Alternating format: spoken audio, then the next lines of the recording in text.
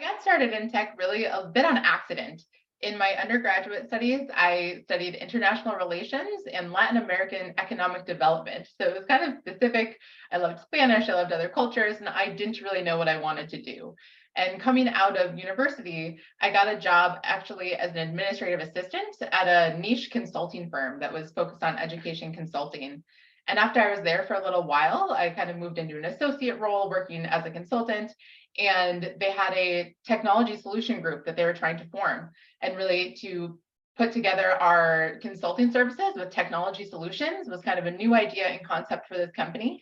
And I happened to partner with the people leading that initiative. And so I didn't really know that I was working in technology at the time. That wasn't my intention, but I had the opportunity to help build web applications to supplement our consulting services with these educational districts.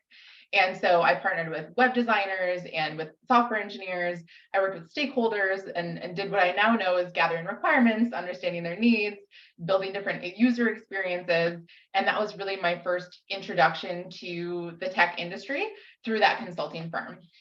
I then left that company to pursue an MBA, and so a Master in Business Administration, focusing on technology and innovation. I still didn't really know that that's the path I wanted to go down, but I knew I liked it, that I was good at it, and so wanted more exposure through the MBA program to different industries and to really understand what was possible. And through that program, I made a lot of connections with other people in different industries and different companies. And I actually reconnected with an old mentor who was working at Vista. And they said, hey, I think you would love this company. They're doing interesting things. Why don't you consider applying? And so partway through my MBA program, I did apply to a role there, and I actually got rejected multiple times. They did not call me back. And finally, my referral was like, please just give this person a chance, recruiter, please talk to her. And they did, and it went really well. And so my first role at Vista was focused as a BA, a business analyst. And as I was there for a few months, I kind of thought to myself, like, I don't know, what's my role in this team? Where can I contribute and add value? And I identified that they really needed a Scrum product owner, was what that engineering team needed. And so I went to my manager and I said, hey, like, can I be the PO? I think that's what this team needs and would help them succeed. And she was like, great, that's perfect. Go ahead and start that role. About 6 months went by and I was reading a lot of articles, getting involved in local product groups and technology groups. And I thought, hey, I think we actually need product managers. And here's how that's different than a product owner in the Scrum sense. And this is why I think it'll be valuable for the company, for the team, et cetera. And my manager again was like, great, pursue that. I think that's a good opportunity. Yes, I can see the value in product management. Through being really curious and reading a lot of material and being in touch with the industry and other people in similar roles, I identified different needs for the company and just kind of advocated for them. And my manager was always very receptive. And so I established a guild, a community of people in similar roles in product. We ended up partnering with leadership to actually create a job function in product management, establish a leveling guide, and really introduce the concept of product management in partnership with the engineering team to the company. And that was really, really exciting for me. I eventually transitioned out of a senior product manager role into a director of technology. I was running a team of about 40 people, all engineers, product managers, analysts, designers, and led that team for a couple of years. And then as our company continued to evolve, how we thought about product and product development, we actually established an explicit director of product role. And then I transitioned to that role, which is where I'm focused now. So my career path in tech was, like I said, a little bit accidental. I didn't know how much I would like it until I started doing it. And another kind of interesting anecdote, when I applied for that first role at Vista, I had to watch YouTube videos on what is an API, what is agile, and kind of learn to prepare for the interview what these concepts are. And so I think that something that taught me is anyone can really enter tech. And that's a takeaway I want everyone to have is you don't have to have a software engineering background. You don't have to have a lot of deep technical expertise. As long as you're willing to learn and adapt and stay curious, I think you can be successful. And that's definitely something I learned throughout this career journey. I think something else that I learned is it's really important to advocate for yourself and what you want and what you think is good for the company that can also be good for you in your career. I also leaned a lot on support from colleagues. So something when I started, there was an engineer that I worked really well with, enjoyed, and he hosted what he called JavaScript jams. There was kind of a weekly meeting for people who didn't come from an engineering background, and he was willing to volunteer his time to teach us more about engineering and code and how things worked and how to set up databases, some basics around Python. And so that exposure really helped me realize like I can learn on my own and I can ask questions and there's people willing to support me. There's formal classes and things you can take as well. But I think that learning from colleagues and always being willing to ask for help and ask questions and again, stay curious really helped me along my career journey so far. I am probably most proud of helping create and shape the culture of product management within the Simpress Technology Group, and hopefully I'll be able to contribute in the same way at Vista.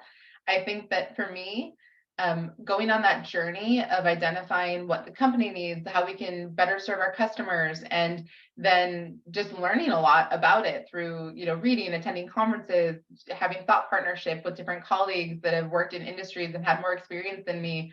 That was really exciting for me to help contribute to building that function, supporting people who were interested in that role, serve as a mentor for people who were interested in product management. And that's something that I've been really proud of and excited to contribute to. And with my transition to Vista, which is where I'm now in a director of product role, it's my first experience in e-commerce. I've been focused primarily on B2B SaaS type of roles before this. And so I'm really excited to embark on that journey. And we are entering this world of empowered product teams. It's a transformation that we're on right now in Vista. And I'm really excited to contribute to that. So proud of in the past is really shaping that culture. And that's something I'm passionate about, is shaping product culture and making sure we're building the best products for customers. And so I'm looking forward to continue to do that in my new role. There are a lot of reasons women should consider roles in technology. And I think one of the biggest ones is it's super rewarding and really diverse in terms of what you can be involved in. There are a lot of different industries that rely on technology. And so no matter what you're interested or passionate about, you can probably find a role in tech that's related to that industry or that interest. I also think that it's really rewarding from the perspective that you're solving problems and you can see those solutions come to life relatively quickly and see the impact you're making on people's lives every day. No matter what industry you're working in technology, if it's kind of life-saving in the healthcare industry or retail e-commerce, you're still impacting someone's life and hopefully for the better. So that's really exciting for me. I also think that because the tech is so broad, there's a lot of opportunity and a lot of opportunity for growth. A lot of women are still highly underrepresented, especially in leadership positions. And the more women that enter the tech industry, the more we're able to shift that imbalance in terms of roles and people in leadership positions that are women. So I would encourage more people to join. Everyone has different career goals. Something else to consider is tech roles are usually very high paying. And so if that's one of your career life goals is to have, high paying, high powered career, tech is a great industry to be able to achieve that. I would say that really try to build connections and network, and that can be challenging, but don't be afraid to reach out to people, even if it's someone that you've never met. Like a lot of, especially women in technology, are almost always willing to help other women interested in entering that industry. And so don't be afraid to make connections with people, to get advice. And so to stand out, I think that having a firsthand connection or recommendation or referral can be really, really powerful. So I would encourage that, certainly. I would also encourage people to not be afraid to apply for roles in tech where they're not 100% qualified. If you think something is interesting and that you could be good at it, put yourself out there and apply to that role. One of those facts, and I don't remember the specific statistics, but men are much more likely to apply for roles of which they are not qualified even a little bit. And women often only apply if they meet 98% of the criteria for that role. And so it's not necessarily a way to stand out, but I would just say apply for roles where you have some level of interest in some of the skills. Don't be afraid to apply because it could be a great fit and really exciting, even if it doesn't seem like you are 100% qualified for it. Another thing you can do is certainly, bolster your education. I didn't have a background in technology and that worked out for me, but if it's something that would help you build your confidence or make you stand out. Certainly taking some courses or getting certifications to be confident in that skill set and demonstrate that you have that knowledge, I think can be a really useful tool. I would say there are two pieces of advice that I would call out. And the first was from a mentor of mine who has provided a lot of wonderful guidance throughout my career. And it's that if you make decisions based on what's going to help the company succeed and be best for the company, that often will help you be successful. And at first, I wasn't sure I really understood that advice. And over time, when I reflect on decisions that I've made at different points in my career in terms of taking opportunities or what to prioritize or team structure, things like that, at the end of the day, if you can try to be objective and say, hey, if I owned this business and I was an entrepreneur, what decision would I make? What's best for the business? That often is going to be best for you. And if you are able to make those decisions and demonstrate that judgment, especially if you're interested in leadership roles, that'll often be really, really great for your career. And the other piece of advice that isn't necessarily career specific, but it's a quote that I heard once and absolutely love, is don't follow your passion, bring it with you.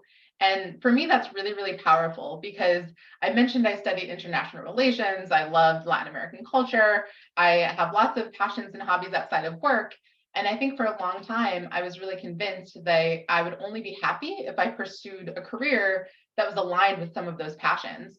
And I would not say that I, was passionate about technology. I will say I am fairly passionate about it now, but I think learning that I could just bring my passion, energy, and excitement with me to work every day and not be so focused on identifying a role or a job or an industry that I was passionate about really shifted the way I thought about my career. And it's allowed me to be happy at work, to be happy in my life. And so, bringing that passion with you wherever you go, I think will serve you really well in your career.